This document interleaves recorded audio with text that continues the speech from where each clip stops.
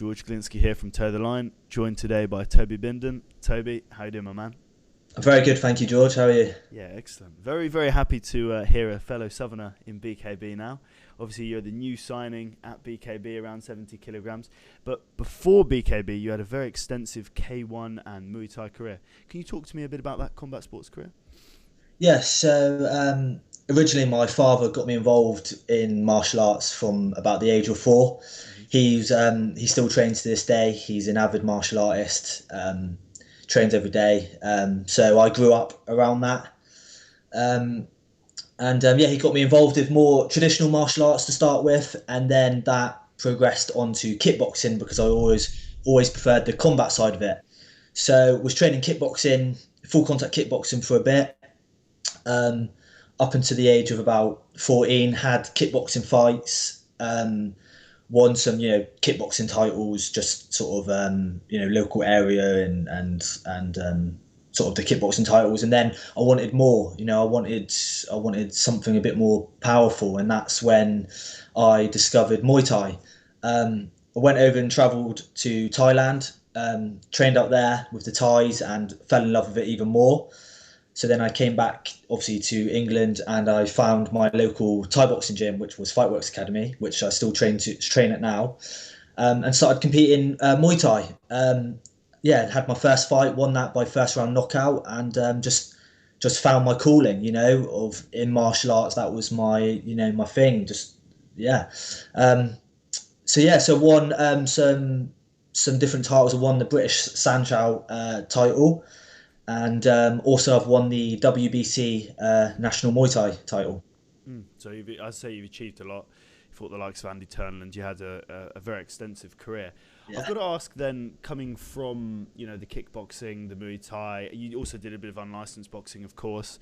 Why was bare knuckle boxing so appealing, particularly to you?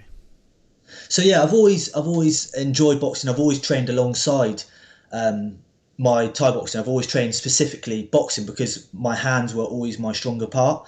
I always had quick, explosive hands. So when I started training boxing under my boxing coach, Gareth Hogg, who's former IBF and Pan Pacific champion, I just fell in love with the sport. I loved it. And he was like, look, you can either go down the amateur route, but you have to get licensed and you'll probably be fine every 2 weeks, or just do a couple unlicensed white collar fights alongside your Thai boxing. So I was like, right, I'll just do, because I prefer I didn't like the head guards and stuff like that. So I decided to do the unlicensed, and yeah, so I've had a few fights there, won some good fights, and really enjoyed it. And then obviously with the bare knuckle, what attracts me is it's the traditional roots of British roots. It goes back thousands of years ago.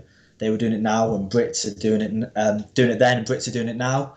And it's just the rawness of bare knuckle and the technicality of it, of having to place knuckles better, having to think slightly more, because you can't just shield up with the gloves. You have to use parries, different stance, a lot of head movements, and it just really attracted me. Yeah, 100%. And you talk about combat sports and how important it's been in your life and sort of the rawness of the sport, and you have a very philosophical outlook on the sport. But can you talk to me a bit about your past? You spoke to me on the phone the other day a lot about the adversity you experienced early on in your life, and how sort of combat sports put you on the straight and narrow. Yeah, so about 5 years ago now, it would be the end of sort of 2015 going into 2016. I was just living on my own, and me and my friends, we got involved with the wrong crowd, and a lot of alcohol and drug use was being done, and it's not just like the weekend binge. It was all day, every day, doing a lot of crime and a lot of drug use, and it was giving me severe depression and I'd say some mental health. I didn't know who I was. I lost my identity. I was hanging around with toxic people all the time, just trying to get my next, score. And yeah, I was severely depressed. I was having a lot of dark thoughts of, not wanting to be here, which I'm not ashamed to say now, because, I got out of it. And so I'd done this for 3 years. So 3 years I was on this depressive, drug binge of just ruining my life and not even caring what happened to me. I wouldn't care. Someone would give it to me, I would do it. And And then I met my current girlfriend, Leanna, who luckily got me out and saved me from that. So yeah, she got me out and started like showing me what life's about again. And we were watching a documentary on Conor McGregor, and she could still see I really enjoyed martial arts and just still really had took an interest in it. She said, "Well, why don't you just go and train and go and enjoy it and just see if you still like it?" And I said, "Do you know what? Yeah, I'll go do it." I went to the gym, started training, and I was like, I still love this, and I'm in a good place in my life, so I can I felt like I'd gotten back onto my destiny, and the combat sports it's given me such a focus because them temptations have still been there. Yeah. Addiction doesn't just go away. Like the temptations were still there, but because of my combat sports, of my mindset on it and having the right people around me, like my girlfriend, I was just like, it didn't even come into my mind. It was just no, I'm staying on training. I want to be the best I can on this. And yeah, it's just, I haven't looked back. And since then, my life is drastically changed for the better. I'm the national champion. I'm getting signed by loads of big promotions, and yeah, my mindset is unbreakable for it now because of the adversity I've had and some of the stuff I've went through those 3 years. My mindset now is unbreakable. I can face anything. Nothing scares me now. Yeah, we talk about mindset. Obviously, such an inspirational story, and this is crazy. You're only 27 years old, and yet you've experienced so much, and you've come back to really change your life in such an incredible way. And we talked on the phone the other day about this sport being, we say an old man sport. It's a bit offensive to say that, but obviously the guys that fight this are usually in their sort of late to mid 30s. And the discussion that we had was that has a lot to do with knowing yourself.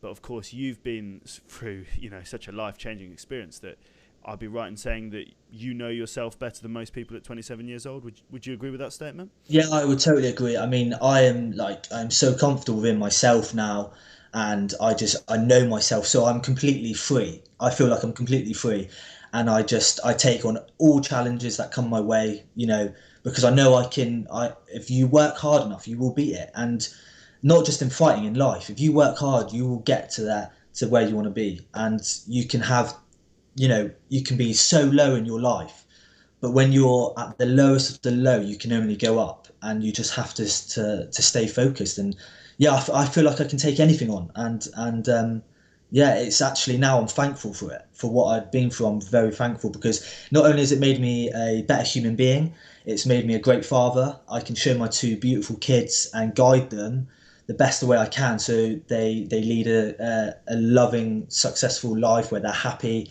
And even I'll be there for the good times, but if hopefully they don't, but if they have bad times, I'll be there for them as well, and I can help guide them and make sure they don't make the same mistakes I have. So and then on a fighting perspective, it's given me such a strong mindset. Whereas, nothing scares me, and it's given me such a focus to do well and make my family proud. That's all I want. That is all I think about, is fighting, becoming the best, and doing my family proud.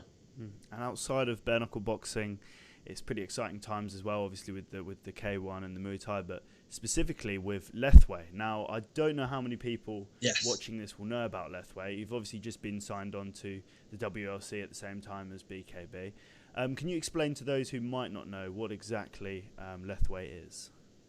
So Lethwei is it's a martial art which comes from Myanmar, which is thousands and thousands of years ago. It's actually older than Muay Thai. Muay Thai got the inspiration from Lethwei, and it's Burmese boxing, where it's known as the art of nine limbs, where you can use the strikes of the head, bare knuckle punches, knees, elbows, kicks, takedowns and sweeps from the clinch. And yeah, old traditional rules is, it's 5 rounds, 3 minutes, and if you knock someone out, you get the recovery break where it's 2 minutes and then you can fight on. Whereas WLC, World Lethwei Championship, where I've signed to, it's broadcasted live on UFC Fight Pass to millions and millions of countries. So they've had to modernise it slightly for the Western viewers. So it's still 5 3-minute rounds. All techniques are legal from traditional Lethwei, including headbutts. If you knock someone out, you've won, and if you knock someone down 3 times, it's classed as a TKO. So there is some different rule set, and also traditional left way, there's no scoring. Whereas WLC, it's scored on aggression, power, and your techniques that I land. So that's all in my favour because I'm an aggressive power striker. And you, as I say, you've experienced it all. You're a jack of all trades. You basically love combat in its purest form, and Yeah. it is really beautiful to see. But what Thank you. can the fans expect from you in BKB? Obviously, I've seen your fights. I know what to expect. Pretty crazy. I nearly had a seizure actually watching one of your fights the other day. So, but what can they expect from your fighting style? So yeah, I'll always, I train so hard because this is all I want. I love combat, and it just brings out the best in me. And when I come into fight, my nickname's the War Dog. I love a war. I come in, and I have power in both my hands, and I want to win by knockout. I'm not, and that's what's appealed to me with bare knuckle. It's not like boxing where you can just win points and sort of dance around at times. Bare knuckle, you're in there and you're in there to fight, and that's what I want to do. And I know everyone on the BKB roster, how you pronounce it.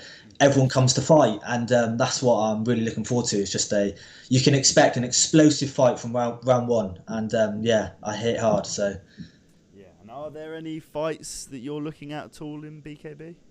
So there's no one specific I'd call out because to me, everyone has to have an opponent. To me, I have an opponent. That's who I'm fighting. Cool. I want to win. I want to take him out, and I want to work my way up the 70 kilo division, and I want to get the British title and the world title.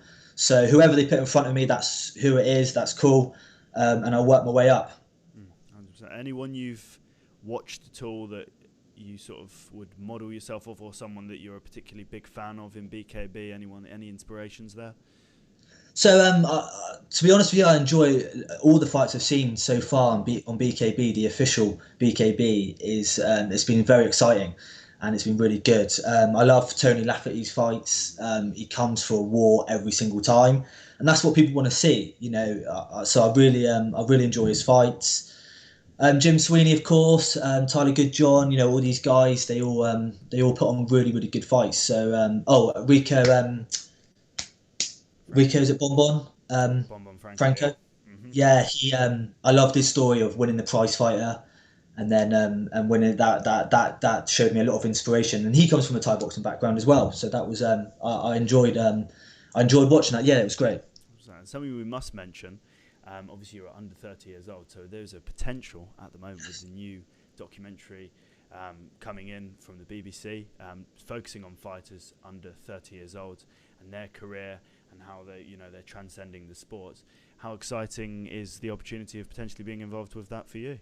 I mean, the BBC's mega. I mean, the platform and exposure, not only for the athletes and also the company, it's just huge, and everyone involved in it, like yourself, Jim, Joe, and the fighters. It's absolutely amazing just to show. I mean, BKB, it's like you said, it's a new sport, so to already get a platform like BBC involved, that's huge. And if I was to be able to be a part of it, I would love it, and I'd represent myself and the brand to the best of my ability, and I'd really, really enjoy it. Yeah.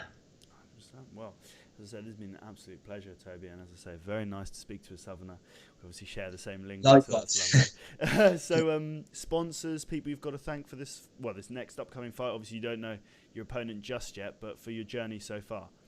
Yeah, so first I'd like to thank my family, my girlfriend Leanna. I owe my life to her in a lot of ways, so I thank her for all she's done for me. My two beautiful children, Gracie and Toby. Toby Jr. They motivate me so much, and they make me so proud. And I want them to grow up and go, my dad took on anything, because I want to show them that you tackle challenges face on. So hopefully I'm showing them that. And then just my sponsors. I'll just quickly get them up. Yeah. So my sponsors. So the Governor Sports and Nutrition. That's my main sponsor. So thank you, Steve. King Tape.